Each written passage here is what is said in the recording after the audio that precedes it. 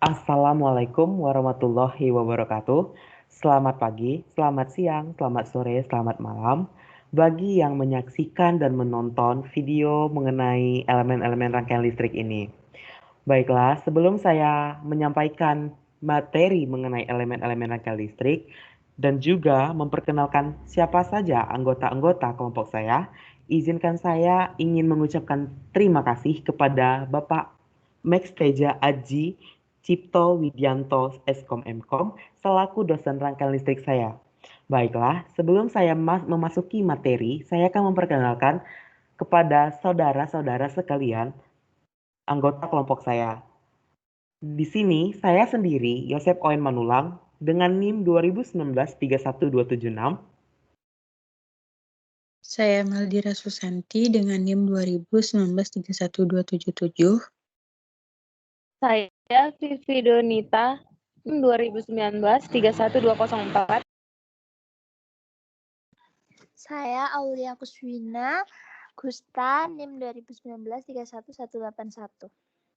Baiklah, kita akan memasuki mengenai materi elemen-elemen rangkaian listrik. Saya persilahkan kepada Saudari Maldira Susanti untuk menyampaikan materinya. Elemen-elemen rangkaian listrik. Rangkaian listrik tidak dapat dipisahkan dari penyusunnya, yaitu berupa elemen atau komponen. Elemen itu ada dua, yaitu elemen aktif dan elemen pasif. Elemen aktif adalah elemen yang menghasilkan energi. Elemen aktif juga dibagi menjadi dua, yaitu sumber tegangan dan sumber arus. Sumber tegangan adalah suatu sumber yang menghasilkan tegangan yang tetap, tidak tergantung pada arus yang mengalir di sumber tersebut, meskipun tegangan merupakan fungsi dari waktu atau satuannya dalam R. Sumber tegangan juga terbagi menjadi dua, yaitu sumber tegangan bebas dan sumber tegangan tidak bebas.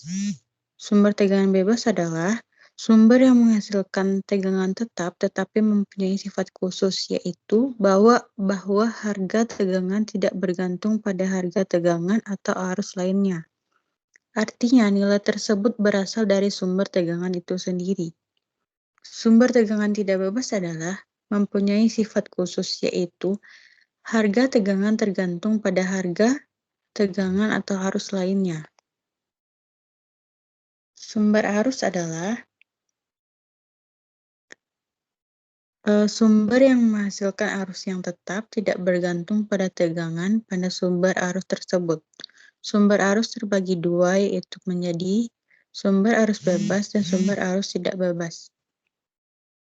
Sumber arus bebas adalah yang mempunyai sifat khusus, yaitu harga arus tidak bergantung pada harga tegangan atau arus lainnya.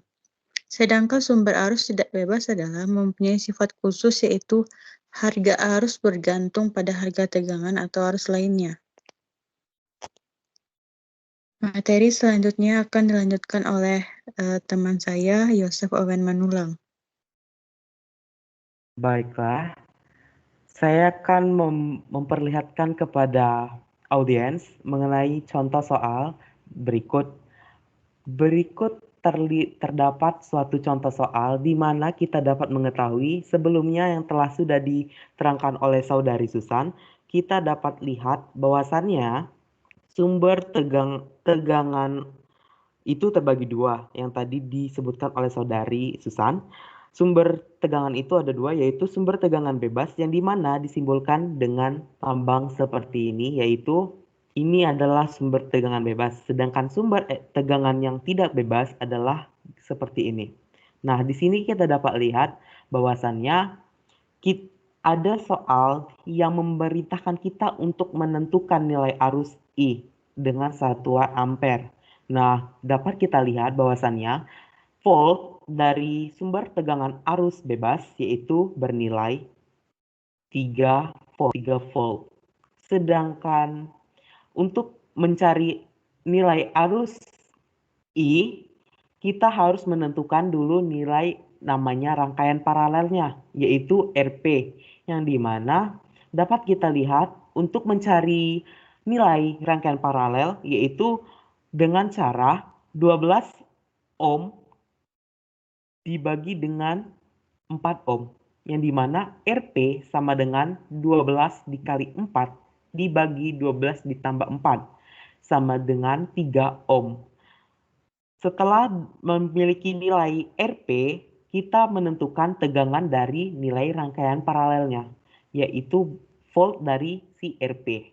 Dengan rumus RP per RP plus 6 ohm dikali 4 volt T sama dengan 3/9 dikali 12 ohm sama dengan 4 volt. Sehingga untuk mencari rumus arus listrik, kita memiliki rumus tegangan arus dari rangkaian paralel sama dengan 4 ketika kita sudah mendapatkan tegangan arus dari rangkaian paralel, 4 dibagi dengan 4 sama dengan 1 ampere. Selanjutnya akan dijelaskan oleh teman saya.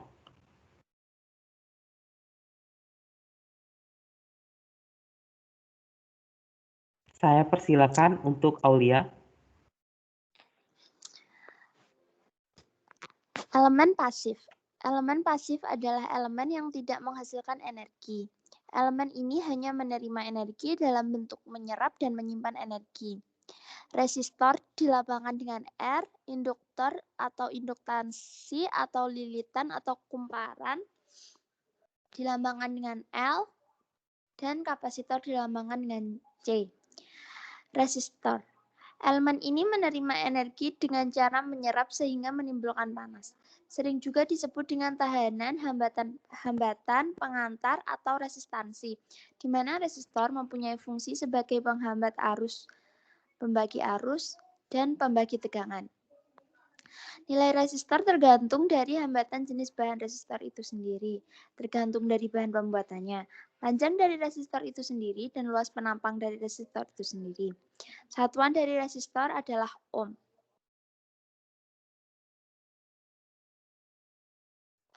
Lalu terdapat rumusnya sebagai berikut, yaitu R sama dengan Rho LA, di mana Rho sama dengan hambatan jenis, serta L panjang dari resistor, serta A luas penampang.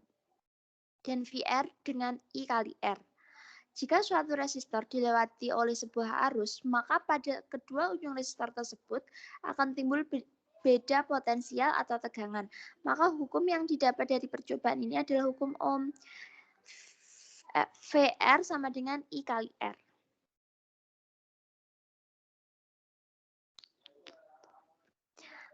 Kapasitor. Sering juga disebut dengan kondensator atau kapasitansi. Mempunyai fungsi untuk membatasi arus DC yang mengalir pada kapasitor tersebut dan dapat menyimpan energi dalam bentuk medan listrik. Nilai suatu kapasitor tergantung dari nilai permitivitas bahan pembuat kapasitor, luas penampang dari kapasitor tersebut, dan jarak antara dua keping penyusun dari kapasitor tersebut, di mana rumusnya adalah C sama dengan E kali A per D, di mana E sama dengan permitivitas bahan, A luas penampang bahan, serta D jarak dua keping. Baiklah, selanjutnya akan dilanjutkan oleh Saudari Pivi Donita. Saya persilakan.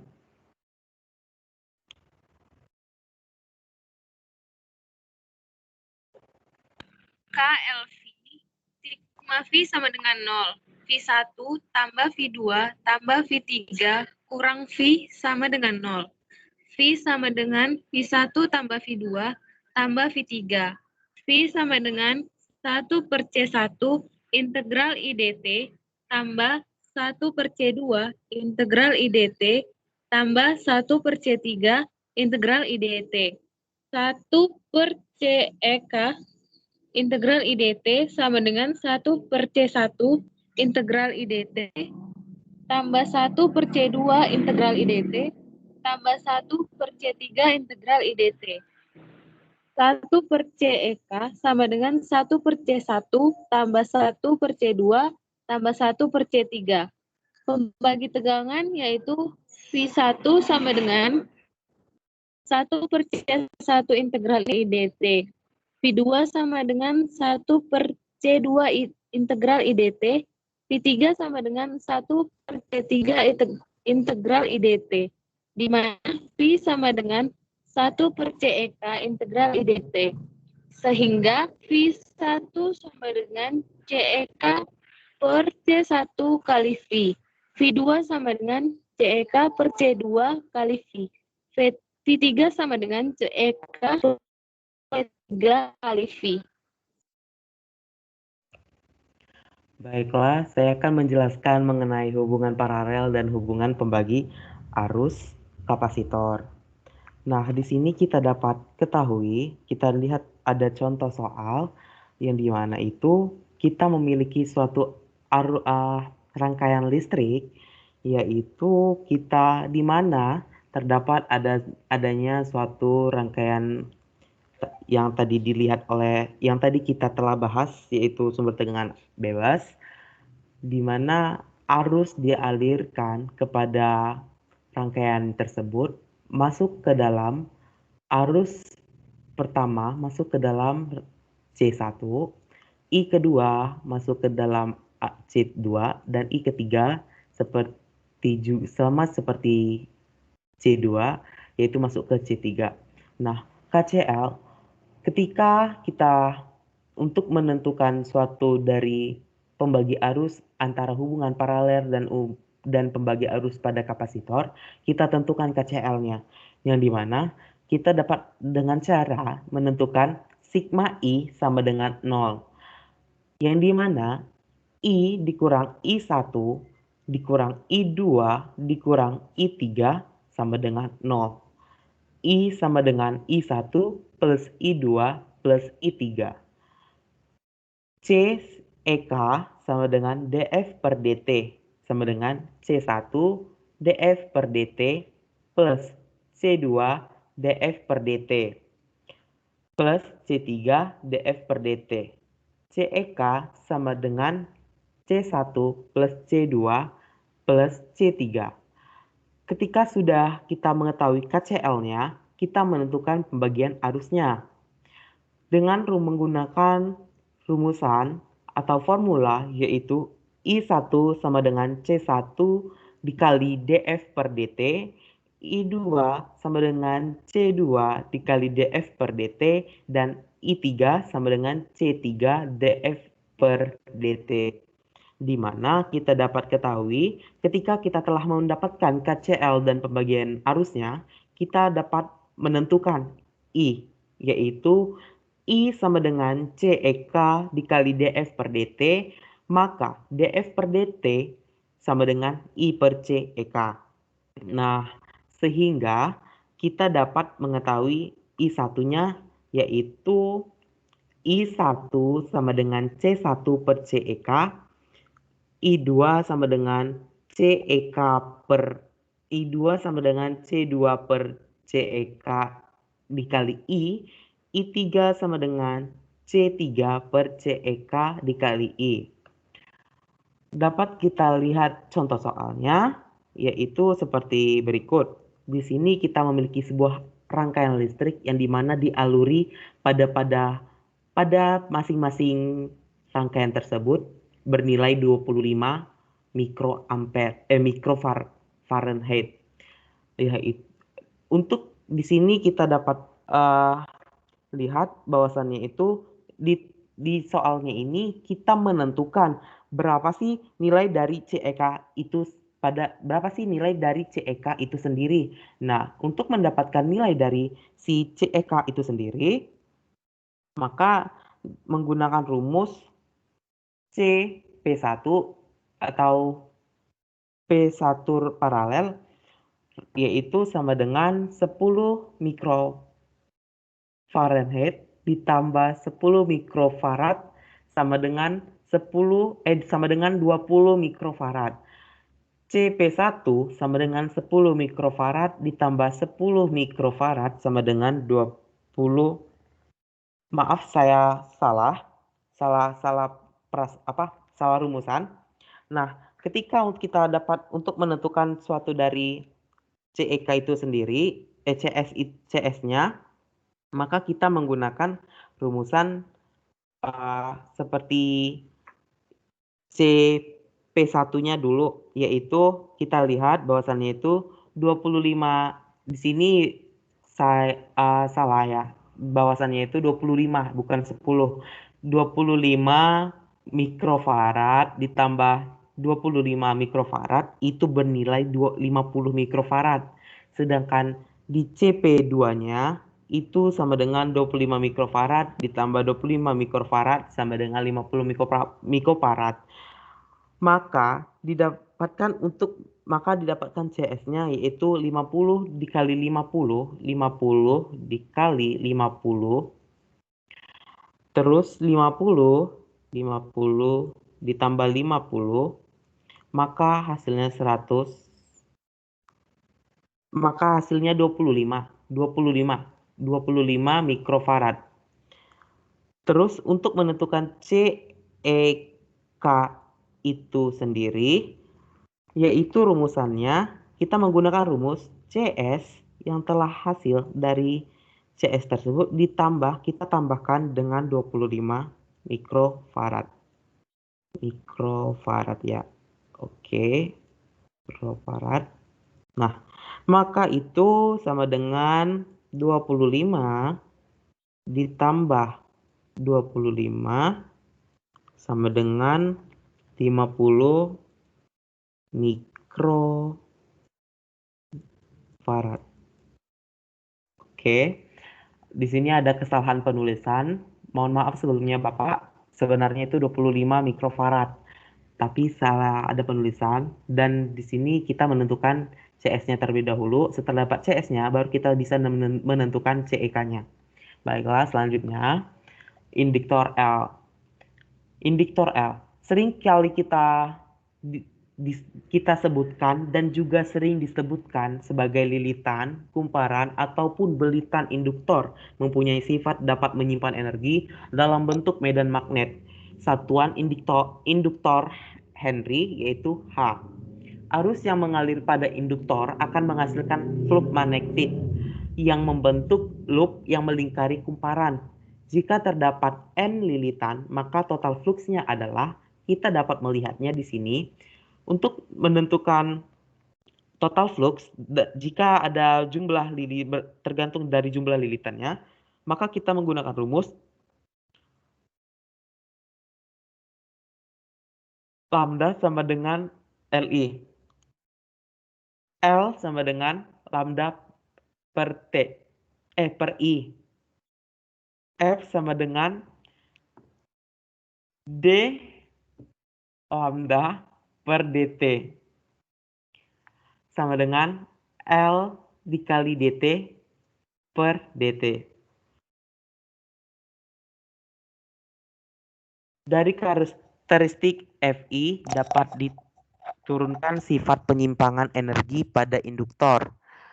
P sama dengan dW per dt. dW sama dengan P kali dt. Integral dW sama dengan integral P kali dt. W sama dengan integral P kali dt. Maka didapatkanlah integral V kali I kali dt sama dengan integral L dI per dt dikali I dikali dt sama dengan integral LI kali dt. Misalkan pada saat T sama dengan 0, maka I sama dengan 0. Pada saat T sama dengan T, maka I sama dengan 1. Sehingga W sama dengan integral di mana batas 1 dan juga batas bawahnya itu batas atas dan juga batas bawahnya. Batas atas memiliki nilai 1 dan batas bawah memiliki nilai 0. Dikali dengan LI dikali DI sama dengan 1/2 dikali LI pangkat 2. Merupakan energi yang disimpan pada indikator L dalam bentuk medan magnet. Jika indikator dipasang arus konstan atau DC, maka tegangan sama dengan 0. Sehingga induktor bertindak sebagai rangkaian hubung singkat atau short circuit. Rangkaian hubungan singkat atau short circuit mempunyai sifat bahwa nilai tegangan pada kedua titik tersebut sama dengan 0, sehingga nilai tahanan pada rangkaian tersebut kecil sekali. Rangkaian hubungan singkat tidak tergantung dari arus I yang mengalir pada rangkaian tersebut, sehingga FAB-nya itu volt dari nilai rangkaian AB yaitu 0 dan RD sama dengan 0.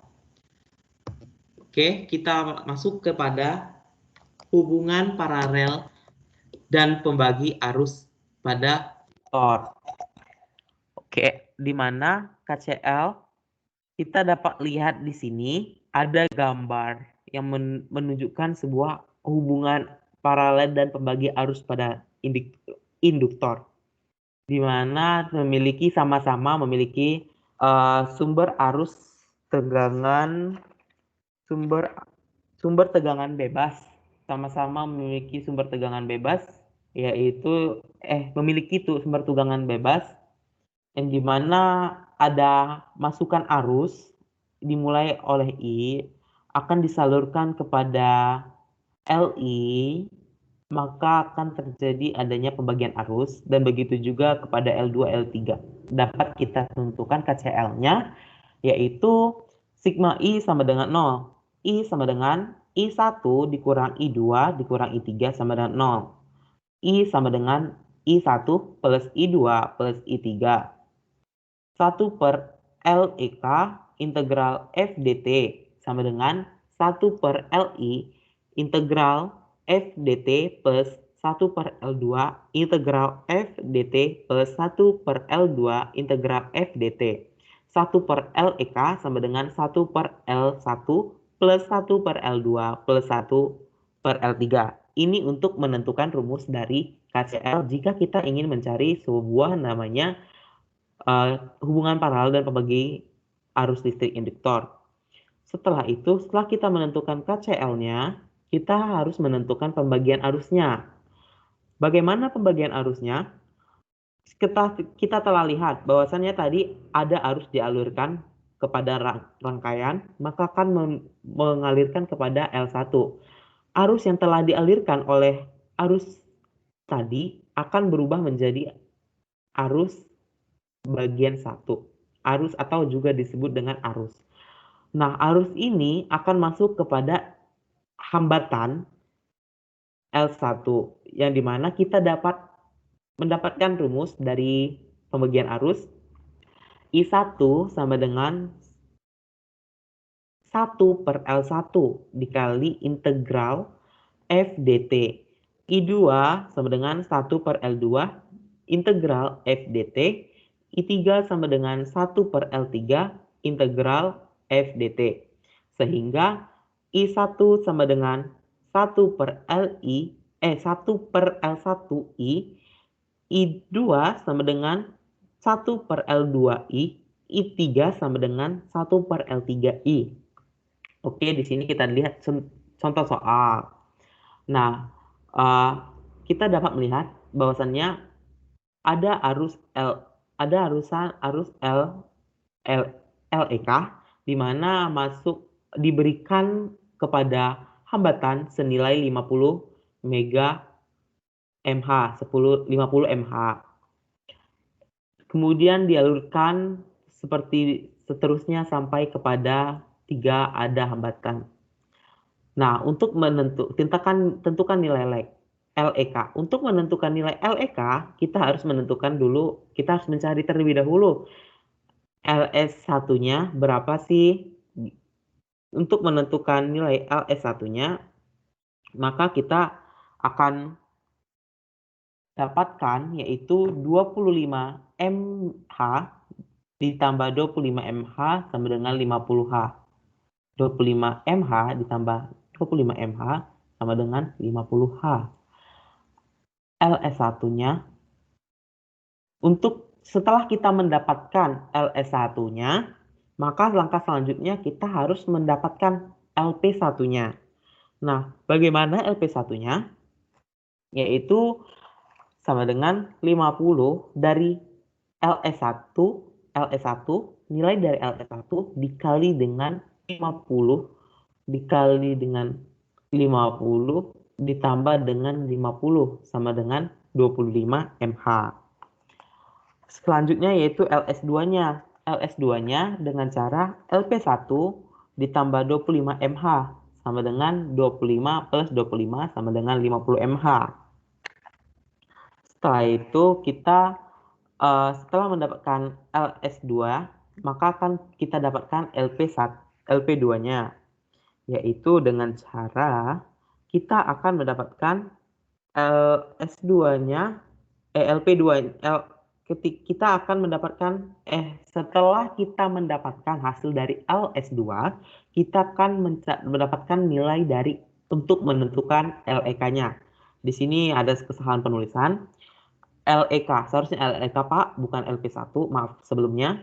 Maka untuk mendapatkan LEK, kita gunakan yaitu 50 dikali 50 per, di sini ada per 50 plus 50. Maka sama dengan 25 mH. Di sini juga ada per. Sekian atas presentase kami mengenai rangkaian listrik, yaitu mengenai teori elemen-elemen yang ada pada rangkaian listrik. Apa ada kesalahan kata, kami mohon maaf. Apa ada kesalahan dalam menjelaskan, kami mohon maaf. Wabillahi taufiq walhidayah. Wassalamualaikum warahmatullahi wabarakatuh. Selamat malam pada Bapak dan teman-teman semuanya. Terima kasih.